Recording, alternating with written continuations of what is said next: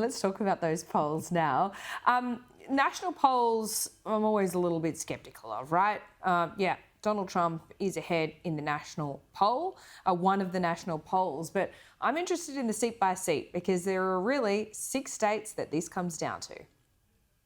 There are. It's Michigan, Wisconsin, Arizona, Nevada, Georgia, and one other one that I can never remember when we do this. But you're right to do so, to focus on those states. Again, it bears repeating, we don't elect presidents nationwide in this country. We do it state by state. The poll that you've mentioned is a good poll. It's quite interesting. It's the data behind it is fairly interesting. One of the things it shows is the trend line. Things seem to be trending slightly towards Donald Trump in this most recent poll. You and I have had this conversation before about how it's going to go back and forth. The race is just so tight, Laura. It doesn't surprise us to see a good poll for Trump one day and a good poll for Biden the next.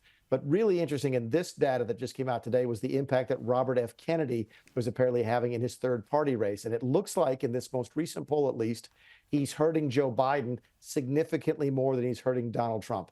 And that has gotten a lot of people's attention on the Democrat side of the aisle here in the last 24 hours. Yeah, something really piqued my interest last week. And this is a poll, I don't know, the Bloomberg News / Morning Consult poll. I mean, I know there are there seem to be thousands of polls published every day in the States. But those 6 states that we talk about, you got most of them: Arizona, Georgia, Michigan, Nevada, North Carolina, Pennsylvania, Wisconsin.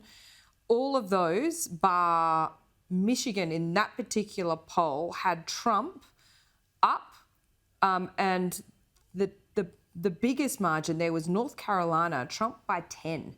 Wow. Yeah.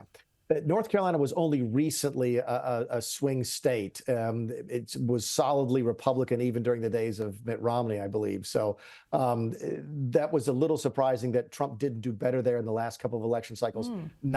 Not surprising that Trump is up by 10 points there. It's a fairly conservative place. That said, it does have a fairly large university population, so you never know if this Palestine situation will move over into the polling data soon. But you're right; those are the 6 states. I always feel bad because I forget Pennsylvania. My friends in Pennsylvania always call me and give me a hard time about that. The breakout, the Bloomberg number is a good number. The Bloomberg information is good information, and Morning Consult is a good operator. So what the Trump people will look at that and say, look, things are moving in our direction, and for the last couple of weeks, they probably have been.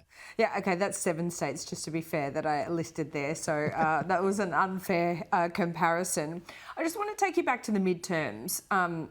And whether there is some kind of comparison you can make. You know, Trump's name isn't on the ballot in the midterms. It's still his candidates, when it came down to the actual vote, didn't do so well. At that time, you know, talking about, you know, that was the end of Trump, blah, blah, blah. Here we are, just a couple of months out from the presidential election. And we look at all the polls. Can you draw comparisons between the midterms and the presidential election, or is it just no point in doing that? It's more of a contrast than a comparison. You're right to raise it. It was a very interesting midterm election when the Republicans expected to do very well and did not. Why was that? Abortion.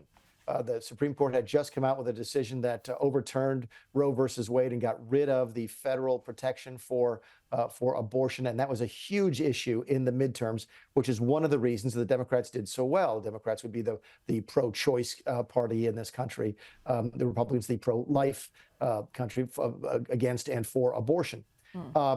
If abortion becomes a big issue in 2024, it's going to help Joe Biden. I know the Democrats are trying to make abortion more of a central issue.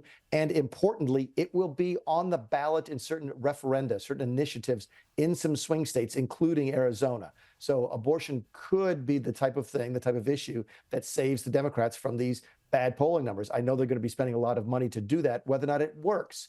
Midterm elections tend to be about different kinds of issues. General elections tend to be about the economy and the leadership of the people at the top of the party.